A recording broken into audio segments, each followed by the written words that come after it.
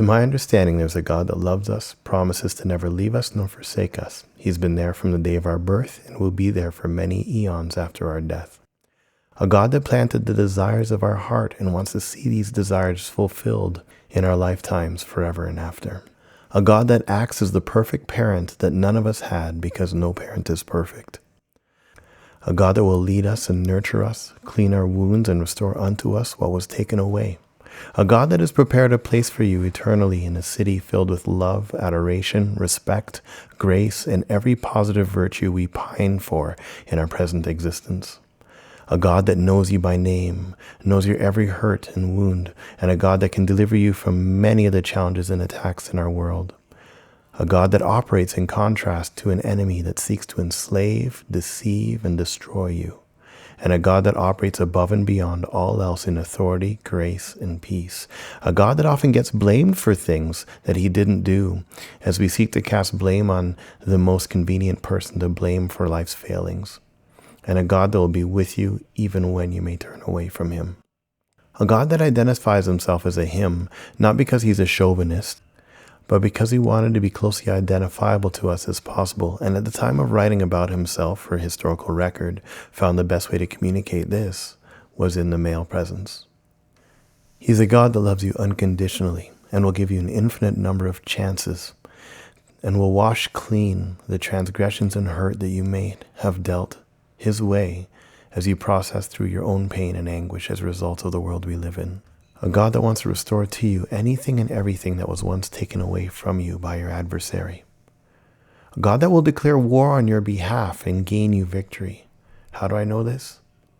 All this is written in a book that was perfectly preserved for thousands of years. Unlike any other discovered book in this world, fragments can be found across hundreds of years on different forms of parchment, and 100% of the writing will 100% agree with itself, just like it had been photocopied.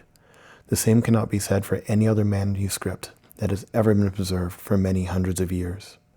This book acts as a love letter, as well as a proven historical record of our world, and contains promises of our Creator that have been proven to help us through our trials, struggles, and tribulation. The God that I'm describing is a God that knows our every need, knows our every struggle and trial as we war through this life, fighting against the powers and principalities that are not visible or even known to us. He fights on our behalf all the time. A God that wants to have a direct relationship with us, a God that wants to touch our hearts, minds, and souls and journey with us in bliss and harmony, and a God that can have a direct relationship with us if we merely ask him. This God is a gentleman. He will not force himself on us, but will wait for us to clear our minds, eyes, and understanding of the deception that we have may fallen under. And through the passage of our lives, we can choose him. Now this God has received a bad reputation in our world, in large part from a slander campaign that began long before our birth. We blame God when things go wrong. We plant toxic waste in our water and blame God when we get cancer. We blame God when we lose our children, even though we live in a fallen world. And we chose to live in this fallen world by taking actions that allowed us to fall from the wholeness, completeness, and grace that we once experienced. We ate of the tree of the knowledge of good and evil, yet we blame God for the difficulty that comes as a result of knowing the knowledge of good and evil. We complain in the same way a spoiled child would blame their parents for things they've done or not done in their own lives. They want to cast the blame on someone else. And God has big shoulders. How did God in part get this reputation? People did things, many things, in the name of God when it was in the name of their own or another God altogether. People have killed, raped, murdered, judged, slandered, done many horrific things while attributing all these things to God and saying it was God's desire, when it truly was not. Much like how you might have a child, and that child might go forward and do crazy things saying that my parent told me to do this when you did no such thing, but you would still get blamed. People have created religions, judged one another, and harmed one another in the name of this God, and placed expectations on one another, pretending that these expectations were given by God, when it truly was not. We still succeed in blaming God for this.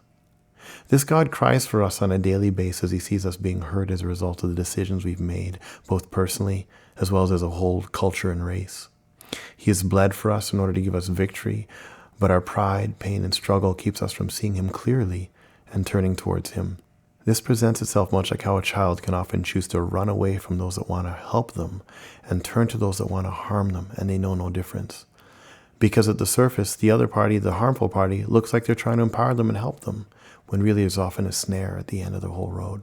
God cries every time he sees this, and he cries every time we blame him for it. Also, the words of this God has been taken out of context, much like how elements of any conversation can be taken out of context and used to fabricate arguments or false truths that are biased or based out of deception. Our hardness of our own hearts and the bitterness that we hold as a result of our hurts, or our historical hurts or understandings in flesh, cause us to lash out against God and convict this God of being a terrible God, before we even start to open our eyes to possibly realizing that it might be us that could be seeing incorrectly. We are looking through a dirty window, but we think we see the world. In our pride, we justify ourselves, we justify our positions, when in truth, it's through the humbling of ourselves that we actually find true strength and freedom in our world. Because we're born into sin and transgression, it is difficult to see God clearly, much like it is hard for a fish to understand the sky. But over time, and with humility, this could be understood, at least that's my understanding. So in the end, there is a God, and this God wants to love you like a good lover.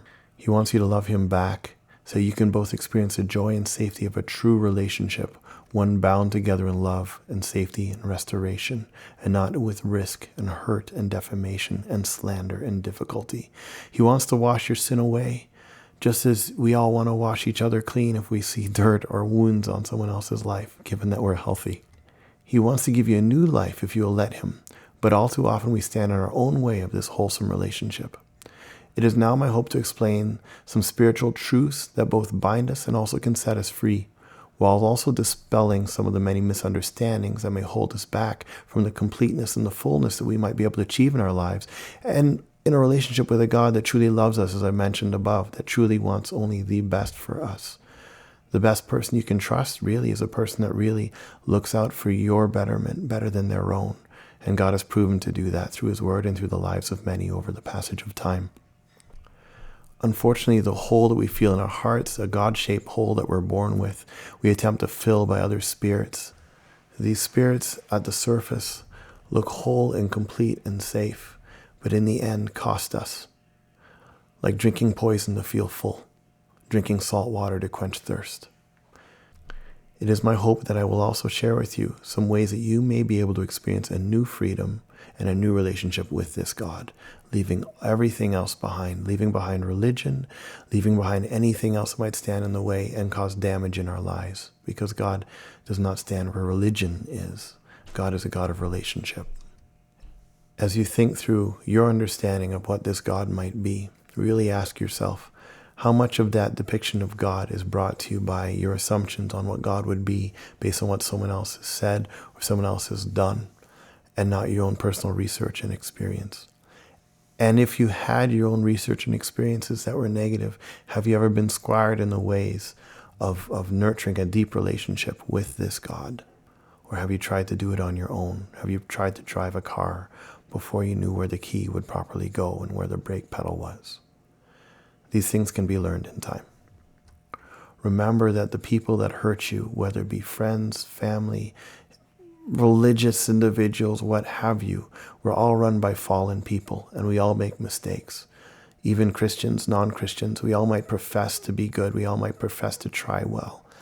And we all fall short of the fullness and the glory that God has. So please don't cast the blame on God for something that was done by man. Life on earth will never be perfect by any stretch of the imagination, but it is my hope that we can together nurture one another, grow together, experience wholeness and peace amidst all the disparity and the crazy things that are happening in our world. And it all starts with accepting love from the one true God that will never leave you nor forsake you, that will guide you, that will love you, that will nurture you, and that will deliver you and give you a new authority, a new relationship, a new peace, and all the things that we just pine after that we never can find in anything else other than the God that we often run away from.